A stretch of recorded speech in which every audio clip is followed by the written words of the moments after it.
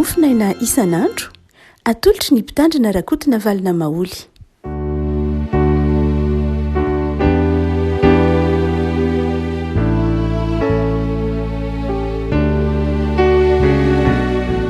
Ampifaliana no iarabanantsika ilay afako tratra ity alakamisy fa 4 ny volana Jolay ity. Ny mofinaina izay voalahatra ao antsika dia ny taratasy voalohany nosoratan'ny Petera voalohany toko voalohany 9:17 ka hatramin'ny 2:20. Petera voalohany toko voalohany 9:17 ka hatramin'ny 2:20 vakitsika amin'ny anaran'i Jesosy. Koa amin'izany sikino ny sainareo dia mahonona tena ka antenao tsara ny fahasoavana izay hoentina ho anareo amin'ny sehoan'i Jesosy Kristy, tahaka ny zanaka manohy tsy mitondra tena araka ny filàna fahiny tamin'ny tsy faharalanareo fa araka ny fahamasinana niantso anareo, dia aoka mba ho masina koa ianareo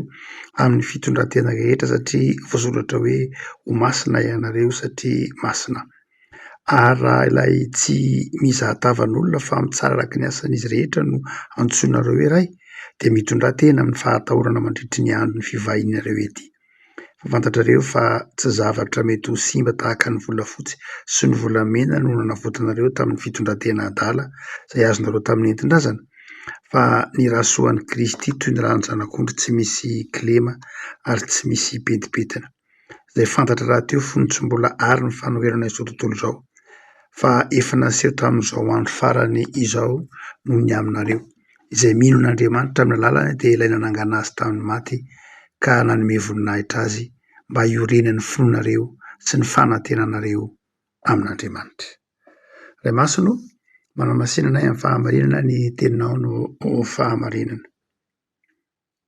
Amen. Ny fahavononana amin'ny lafin'ny fitondran-tena no asehoan'ny Petera ho zava-dehibe eto. Fahavononana amin'ny lafin'ny fitondran-tena honona moa izany hoe vonona ny hitondran-tena tsara, vonona ny hitondran-tena tsara ary vonona ny hiaina ny fahamasinan'Andriamanitra. Inona moa no mahatonga ny olona ho vonona hitondran-tena tsara sy hiaina ny fahamasinan'Andriamanitra? Raha ohatra ka mamaky tsara ny filazantsara sika na indrindra moa mamaky ny afat'i Petera, voalohany dia manomboka amin'ny safidy sy ny fanapahan-kevitra. Matoa ny olona vonona ny hoe izaho Andriamanitra ho tsara fitondran-tena, ny dikan'izay fahavonona izay dia izao fanapahan-kevitra. Fanapahan-kevitra ny hiova, fanapahan-kevitra ny hanao ny tsara, fanapahan-kevitra ny hanao ilay sitrapon'Andriamanitra. Na ahoana tsinona ny asa dia manomboka amin'ny faniriana, ny fahatanteran-javatra dia manomboka amin'ny faniriana. Raha ohatra ka tiantsika ny hanao zavatra tsara dia manomboka amin'ny faniriantsika hanao zavatra tsara ny fahavitan'ny zavatra ho tsara. Tsy afaka mahavita zavatra tsara ny olona raha tsy maniry hanao zavatra tsara. Izany hoe ao anatin'ny olona lay fanapahan-kevitra hanao zavatra tsara. Ary dia ny fanaovana zavatra tsara zany dia fantatsika fa tsy zavatra mandeha ho azy, fa mila fiezahana, mila fikirizana, mila fanapahan-kevitra. Izay fanapahan-kevitra maha-olombelona izay eo ambany fahasoavana, izay mahatonga an'i Petera miteny hoe ka antenao tsara ny fahasoavana izay entina ho anareo. Tsy misaraka mihitsy eo lay fanapahan-kevitra hanao ny tsara sy lay fahasoavana avy amin'Andriamanitra. Raha manapa-kevitra fotsiny tsika ho tsara fitondran-tena, hiova dia tsy mahavita na inona na inona, fa mahavita tsika rehefa eo ambany fahasoavana. Ny eo ambany fahasoavana nefa dia izao, eo ambany fahasoavana tsika satria na tsy ary famelan-keloka, fa izao misy fanapahan-kevitra. Misy fanapahan-kevitra hiditra ao ambany fahasoavana, misy fanapahan-kevitra handray ilay fahasoavana, dia izay no mahatonga antsika afaka manao asa tsara. Dia tsy mipetraka ho faniriana fotsiny ilay izy fa manjary lasa asa. Teolojian'i Petera zany tiravako malala momba ny hoe fitondran-tena tsara na fahamasinana miaraka amin'Andriamanitra dia mifamatotra amin'ny fanapahan-kevitra ary mifamatotra amin'ny fahasoavana. Rehefa miteny antsika fanapahan-kevitra dia izao tsy ilay olombelona mpanota no afaka manapa-kevitra. Nandritra ny tonjato fahenambiny folo a de fito ambiny folo a de nieti-kevitra be mihitsy ny antsoina hoe libre arbitre, zany hoe ny olona ve tena manana fahafahana malalaka isafidy, ary ny olona ve tena afaka manana fahafahana malalaka hanao zay tiany, ny olona ve afaka tena manana fahalalahana malalaka hanao zay tsara. Martin Luther sy ireo mpanitsivahana maro, indrindra ry Calvin, tena nazava fa tsy manana libre arbitre ny olona. Nisy rangahy anankiray antsoina hoe Erasme d'Amsterdam izay nahatonga azy izy nijanona ao katolika, satria nieritreritra izy fa ny fahafahana manao ny tsara dia ny fanapahan-kevitry ny olona anao ny tsara, zay ny voalohany, ary ny fiezahany anao lay tsara. Fa Martin Luther ambany Calvin manao hoe tsy ny fanapahan-kevitry ny olona anao ny tsara ny lasa aloha, fa ny fahasoavan'Andriamanitra ary miteraka ny fanapahan-kevitry ny olona anao ny tsara. Zany hoe ny fahafahan'ny olona manao ny tsara de tsy avy amin'ny olona akory, ny fahafantaran'ny olona ny tsara de tsy avy amin'ny olona akory, ny fahaizan'ny olona manavaka anao ny tsara de tsy avy amin'ny olona fa avy amin'ny fahasoavan'Andriamanitra. Tsy de azon'ny olona tamin'ny fotoan'andro loatra zany, fa ho antsika vanim-potoana ankehitriny moa mahatakatra tsara ny fampianarany fanjivavahana de mahafantatra fa tsy niezaka ataontsika mihitsy no ahafahantsika manao ny tsara, fa faty fitiavan'Andriamanitra, fahasoavan'Andriamanitra. Zay no mahatonga antsika mifaly rehefa manao ny tsara, zay mahatonga antsika manana fifaliana eo ampanaovana ny tsara, satria tsy ny efortsika no ahafahantsika manao lay tsara, fa tsapantsika la herin'ny fahasoavan'Andriamanitra. Hoy Paoly manao hoe fantatro ange le tsara, Romanina 10:7, fantatro ange le tsara fa tsy ataoko ihany le tsara, fantatro ange le ratsy fa ataoko ihany le ratsy. Ny fahafahana misafidy zany hoe za andeha hanao ny tsara Andriamanitra, ary fantatro fa tiany tsara Andriamanitra de avy amin'Andriamanitra zay. Calvin de nazava mihitsy le maka manao hoe na inona nge ozy de zao hoe rehefa tsy ao am' Jesoa ny olona de tsy afaka manao ny tsara ary tsy azo tenaina ninonina izy. Mety mpanao asa soa be izy, tsy maninona, mety mpanavitra ny olona ao anatin'ny fahasairana anivy ny fiarahamonina, mety ho izany izy ozy Calvin. Fa za mieritreritra manao hoe manao asa soa de ny kristianina ihany, fa be deaibe ny fikambanana maro eto ambonin'ny tany. Raha am' Calvin afaka manao asa soa, fa izao tsy zay ny zava-dehibe akory, tsy hoe tsy ilaina ny asa soa, tena ilaina ny asa soa, fa tsy mahavonjy ny olona iny asa soa ataony iny, fa ny nahatonga ny olona voavonjy de ao am' Jesoa rery ihany. Ary raha tsy ao am' Jesoa izy na manao asa soa ary izy de hiteny amin'iny asa soa ataony iny ihany ny ditana ny mahampanota azy. Noho zany am' Calvin de zao na inona fiezahantsika, na inona ataontsika de zao rehefa tsy ao am' Jesoa sika, rehefa tsy ao am' Jesoa tsika de mpanimba zavatra mandrakariva,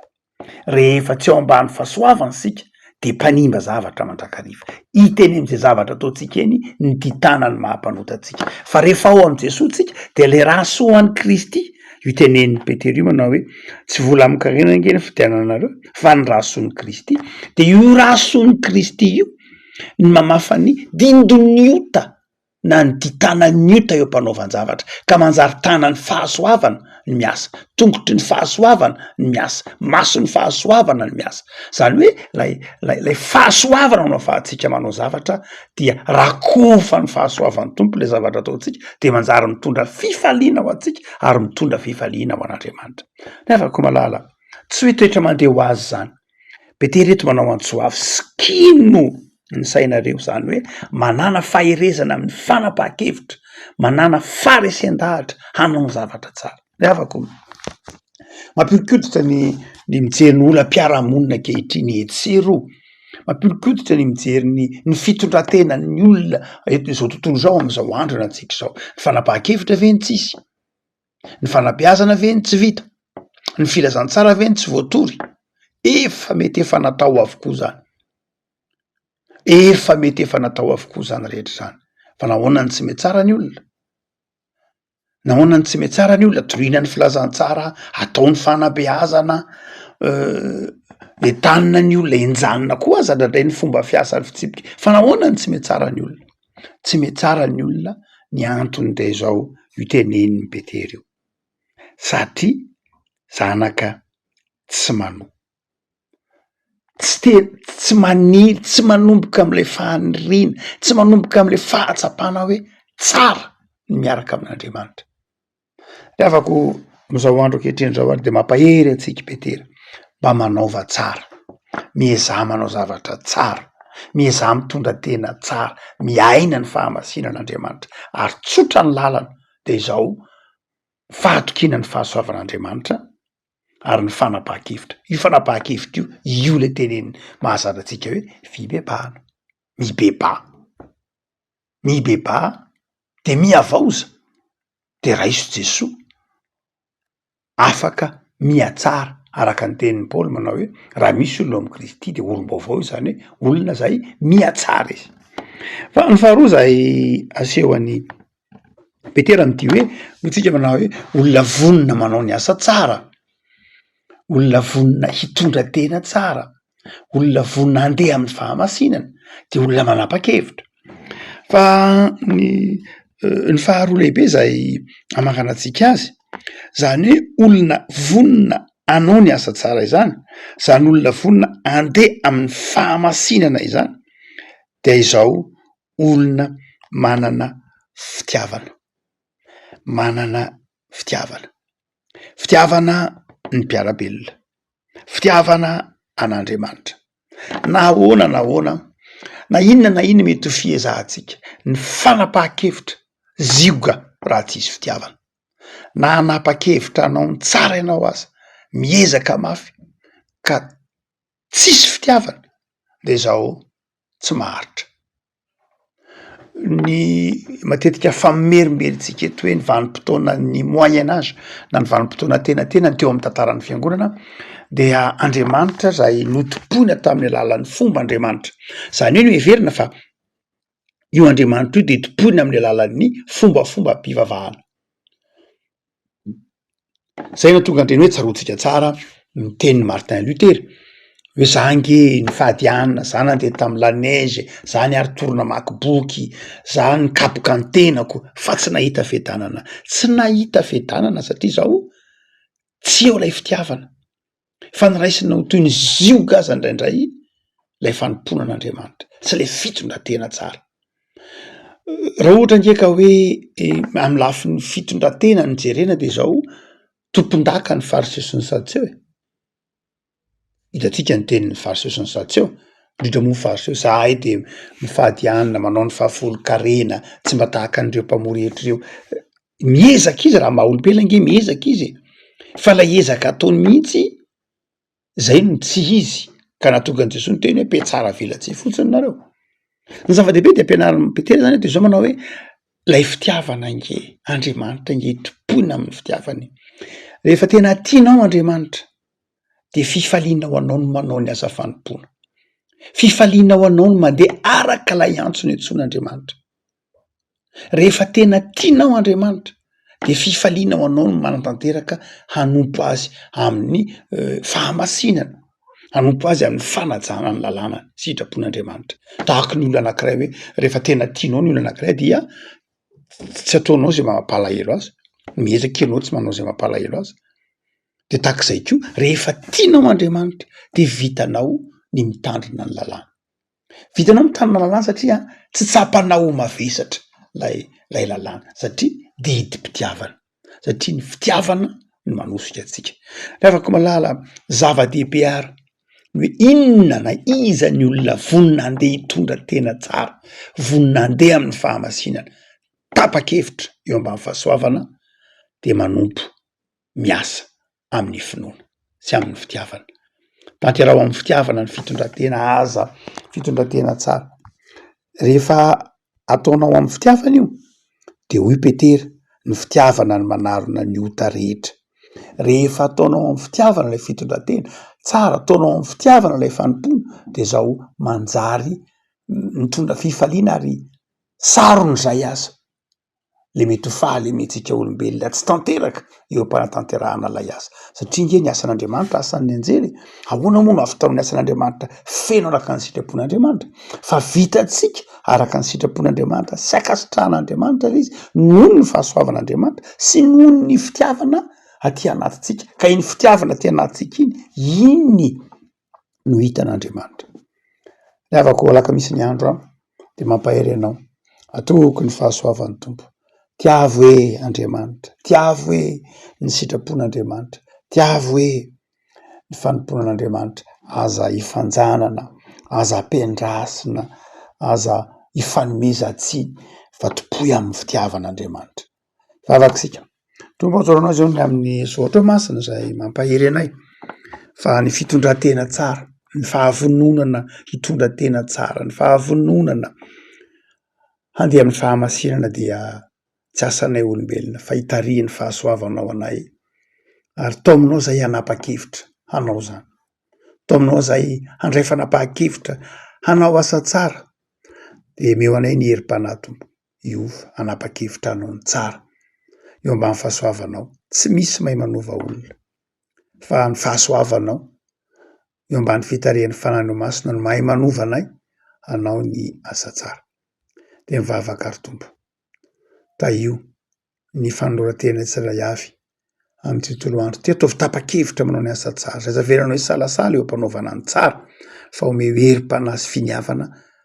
ahavitany tsara. Tao aminao koa zay anam-ponoana sy fitiavana de tao mitoetra ty anatinay ny fitiavana anao fa Andriamanitra tompona amin'ny fitiavana anao, Andriamanitra tompona amin'ny fifaliana anao. Mivavaka zay Jesoa taio ny asanay, taio ny tanindrazanay, taio ny mpiarabelona aminay, taio ireo mpifanila vodirindrina aminay. Totronay am-bavaka samy ho tianao Andriamanitra, samy hanao ny tsara eo anivon'ny fiarahamonina, samy hanao ny tsara eo anivon'ny mpiarabelona, miala amin'ny ratsy mba hitondra fifaliana ho anao ary ho fiarahamonina azo iainana ny fiarahamonina misy anay satria samy mikendry zay atsara ny namanay sy atsara ny fanomponay izay eo ambany fahasoavanao. Mamelany elokay mamindrafo aminay mety ho fitavozavozanay fa amarino amin'ny rahasoan'i Jesosy Kristy tompo zay mba ho fiainana feno fiadana sy fifaliana eo imasonao ny fiainanay amin'ny anaranao Jesoa. Amen.